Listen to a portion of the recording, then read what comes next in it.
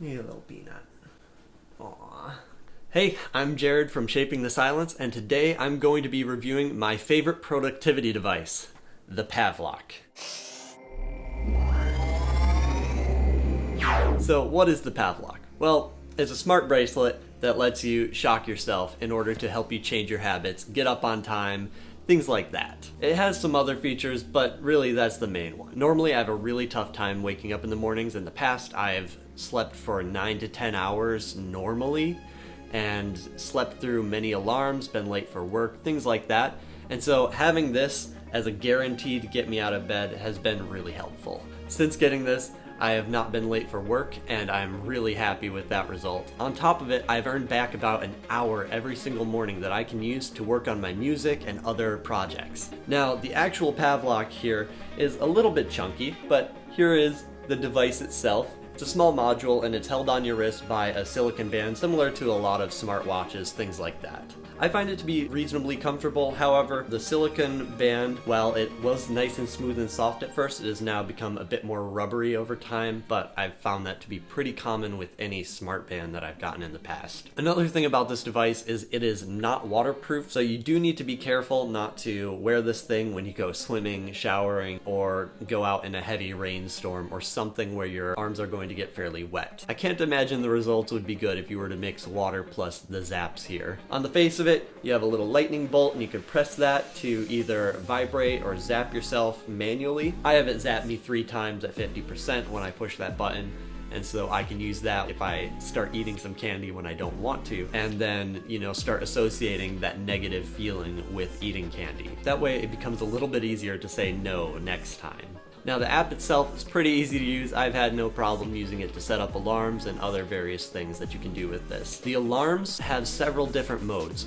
You can have a regular alarm where it can either vibrate, beep, zap, or some combination of those 3 things, and you can choose the spacing between those stimuli. Now, with this alarm, you have several options on how to stop it.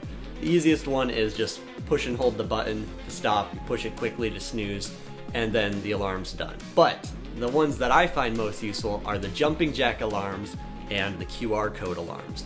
So the jumping jack alarm is what I use every single morning. First, it vibrates, and then it beeps, and then it starts shocking me, and there's 30 seconds between each of those.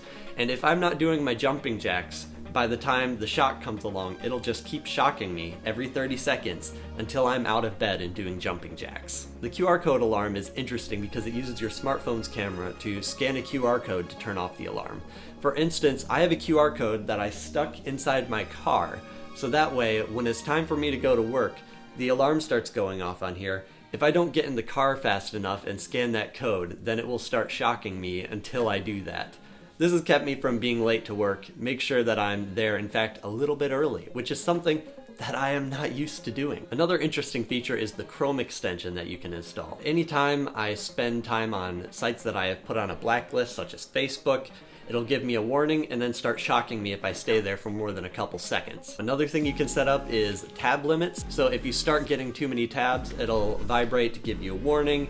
You go another tab, it gives you a beep, and then for every tab after that, it starts shocking you.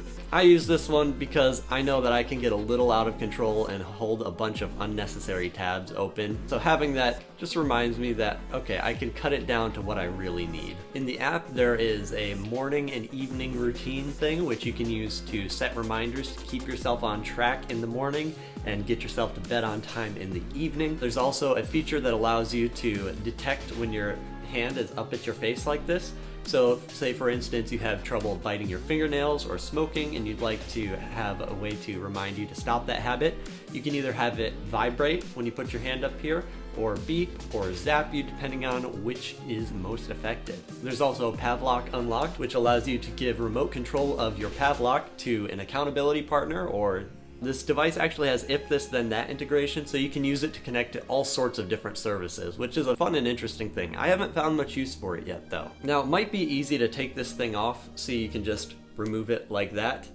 And you can just ignore this thing if you really want to. It does require some amount of self-control to keep the band on yourself. However, I've not had any trouble with this. I've heard that some people with issues taking it off in the middle of the night have just gone to zip tying this thing so that it stays on their wrist all night. If that ever becomes a problem, I know what to do. Now, as for how painful this thing is, well, I'll show you a clip of that in a second. It ranges between can't feel it at all to bee sting. Now that's of course relative to each person because people have different pain tolerances and people have different skin conductivity. Having the adjustable shock level is very useful for figuring out what is painful enough to stop you from doing the things you want to stop or for waking you up on time. Let's start at 10% and move up to 100. See how it is. So 10. Barely felt it. 20. Starting to hurt a little bit. 30. 40. Yep. Ow. Give myself 2 of those. 50. 60. 70. 80.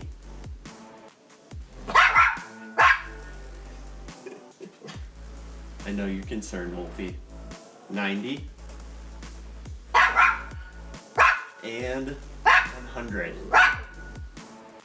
Yeah, at that point, it's starting to feel like a bee sting. The first few weeks, I was a little overzealous in my usage of the zaps in trying to control different habits, that I did start to lose a little bit of sensitivity. But now I use it to wake myself up in the mornings and a few other times throughout the day, and I've had no issues with that. If you want to increase the pain level you get from it, you can easily switch it from the top of your wrist to the bottom, which is much more sensitive, and for me it has much less hair, which means there's more conductivity happening here, which means more pain, which means I get up on time, which means I keep my life together, which means I'm not ready to go this deep right now. If you need help waking up on time or you need help breaking bad habits, a device like this can really help you out. Now, is it worth the price? Well, for me, absolutely. With the time that I have earned back from this thing, it has absolutely been worth the $300 MSRP. Currently, as of time of recording, it's about 180 US dollars, and I'd say that's much more reasonable. So in short,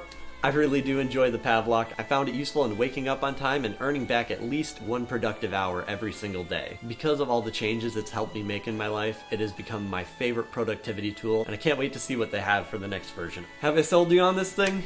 Well, if you're interested, you can go ahead and check out the Pavlok using my affiliate link in the description down below. It will give you 15% off as well as supporting the channel. If you enjoyed this video, please be sure to let YouTube know. If you have any questions about the Pavlok, I'd love to hear them in the comments down below. I will be more than happy to answer all the questions I can get to down there. If you want to see more from me, then go ahead and subscribe. Make sure you hit that bell so that you get notified every time that I upload, and I hope to see you in the next video. Bye. Can you say bye-bye? Bye-bye.